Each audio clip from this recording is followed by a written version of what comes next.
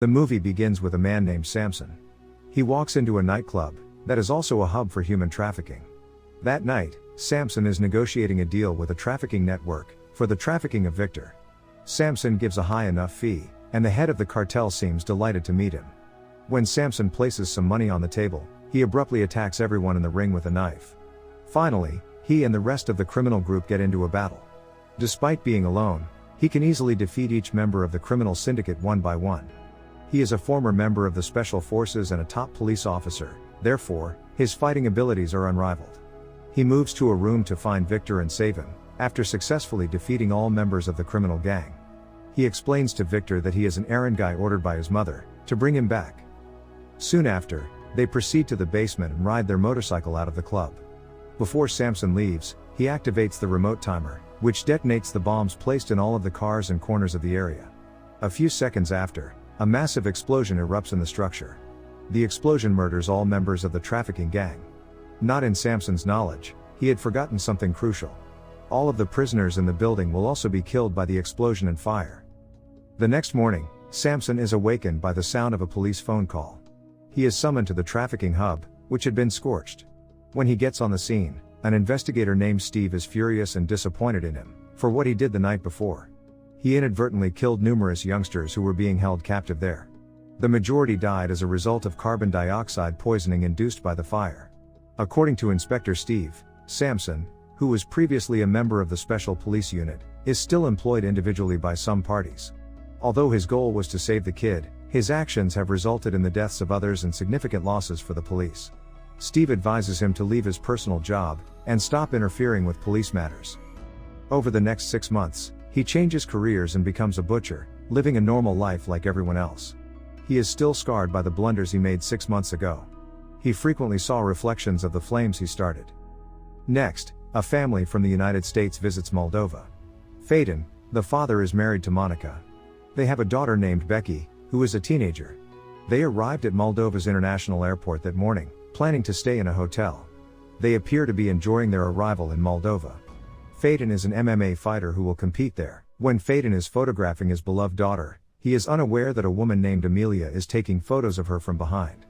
Becky begs her father's permission to go to the balcony, to find a more stable cell phone network when they arrive at the hotel. Meanwhile, Phaeton is glued to the TV, watching MMA events.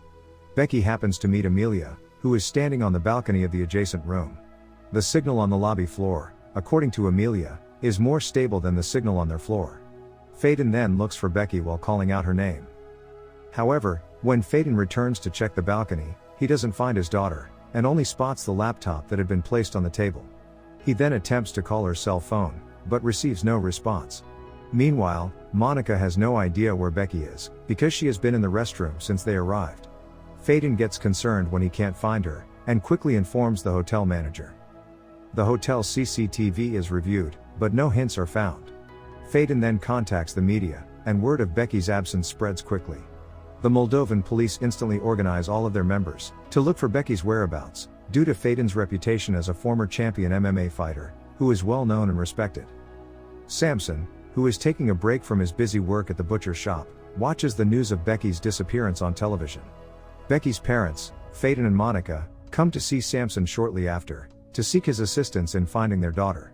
Phaeton states that someone from the American embassy instructed him to go visit him, and seek assistance. He explains that he can't help them because he is just a regular person. Monica, who had previously served in the police force, recognizes his tattoo, and knows he had worked in a special police division. Phaeton and Monica beg Samson for help finding their daughter and even pay a substantial sum. However, he denies the plea, because he is still traumatized by his previous mistakes. That evening, just as he is about to close up shop and head home, his son Selwyn comes to see him. Selwyn is the guy from the American embassy who recommended Samson to Becky's parents. Selwyn tries to persuade his father to assist Becky's parents in finding their teen daughter. According to Selwyn, the police are currently unable to do much, because the true crime gang is still shielded by specific authorities. But once again, Samson declines the plea. Phaeton hasn't given up, and continues to approach people on the roadside near the nightclub for help in finding his daughter. When Phaeton approaches a bar to inquire while holding a photo of Becky, some guys insult him, claiming that Phaeton is incapable of caring for his daughter. This immediately triggers his emotions, and he starts fighting some guys. He can't defeat them on his own, because there are too many of them, and they severely beat him. Fortunately, a man with a black mask arrives out of nowhere to save him, and beats all of the men in the pub. The man in the black mask turns out to be Samson, who had been following Phaeton for quite some time. Samson then takes Phaeton to his butcher shop, to have his injuries treated. When Phaeton arrives at Samson's butcher shop, Samson assures him that he is willing to assist him in finding his daughter, on the condition that Samson work alone and without interference. The following night, Samson goes to the home of a businessman named Lucas. Samson initially disguises himself as a messenger, in order to get access to the gate guard station and assassinate the guard. He then enters the security control center, and enters Lucas' room without being noticed by the other guards. After entering Lucas' room, he promptly apprehends Lucas, and asks him about Becky's location. Lucas states that he knows nothing about her disappearance. Hearing this, Samson threatens Lucas with gathering information about her and turning it over. And if Lucas is found to be the mastermind behind all of these crimes, Samson will return to murder him. And it turns out that he is correct in his forecast. Lucas is the brains behind Becky's abduction. After Samson departs, Lucas instructs Flat, one of his thugs, to murder Becky. Flat shot Amelia and her partner to clear the trail, after hearing Lucas' commands, before threatening Becky with gasoline. The next day, authorities discover a charred body they assume to be Becky's. The existence of Becky's bracelet on the corpse's left arm attests to this. Samson, who is still unsure after viewing the body's condition, requests that a DNA test be performed to determine who the body belonged to. Soon after, Phaeton, Monica and Samson head to the hospital to await the results of the DNA tests on the bodies. Monica burst into tears after learning from the forensic doctor that the corpse is Becky's. She smacks Samson fiercely, because she believes his reckless actions are to blame for everything. The next morning, Phaeton and Monica prepare to return to America, while Samson expresses his anguish by drinking heavily. Soon, Lucas and his thugs arrive at Samson's butcher shop to exact retribution for his acts the day before. When Lucas' henchmen whip Samson's back with iron chains, he is still a little inebriated, and can't fight back. Fortunately, he is able to climb back up, and fight all of Lucas' thugs. The shootout between Samson and Lucas, as well as all of his thugs, is fierce, but Samson survives. He strangely remembers the jewelry on Becky's left hand. Samson recalls Becky always wearing her bracelet on her right wrist, so he believes the body discovered by police the other day is not Becky's. He then heads straight to the international airport to meet Phaeton and Monica. When he arrives at the airport, he approaches them right away. He then states that Becky was still alive, while describing the bracelets on Becky's hands. According to Samson, the forensic doctor who examined the body may have been bribed by the suspect in Becky's kidnapping. The three proceed to the Pryor hospital right away, to arrest the forensic doctor. After he is detained, Monica and Phaeton compel the doctor to reveal who had paid him. Stilu, according to the doctor, is the individual who paid him to falsify the DNA test findings. Stilu is the deputy defense minister of Moldova, and the owner of a trafficking company. Stilu kidnaps American girls on occasion, because he enjoys having American girls serve him. He is aware that the forensic doctor had told his secret to the three that day. He directs Flat to handle Becky's parents' difficulties, after hearing the doctor's call. Samson, on the other hand, transports Phaeton and Monica to a place to keep them safe from Stilu. He reassembles the previously stored weaponry. Meanwhile, Becky is observed being held hostage in a remote spot away from cities. When the guards around Becky become careless, she grabs her smartphone, and dial her father's number. Through the phone signal, Phaeton and Monica are able to locate Becky. But it turns out that it is all part of the kidnappers' plan to capture Phaeton and Monica. Samson is promptly notified by them to accompany them to Chornia prison. Samson tries to dissuade them from following in the footsteps of the suspect in the kidnapping.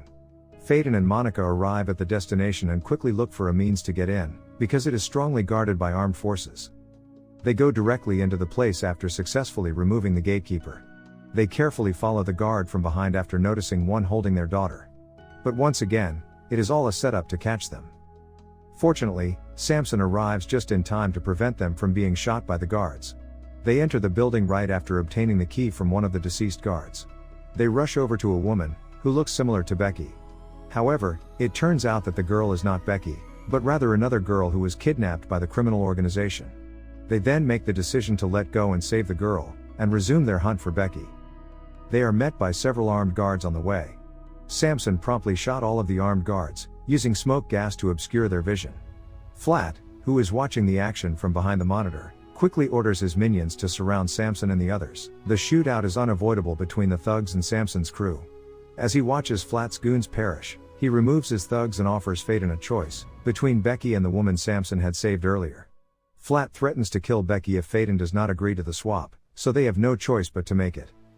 Samson suspects that this maneuver is a trap, so he plans to observe the exchange from a safe distance, in order to locate Flat's mercenary sniper. Flat immediately orders his men to kill Becky's parents after the exchange, but Samson is able to prevent this. He had already killed 2 of the snipers. The cops arrive at the same time, and encircle the area. Fortunately, the girl who had earlier swapped places with Becky survives, because Samson had given her the rifle. Flat dies after being shot in the head by the girl. Finally, all of the American girls who were held captive by Flat have been liberated.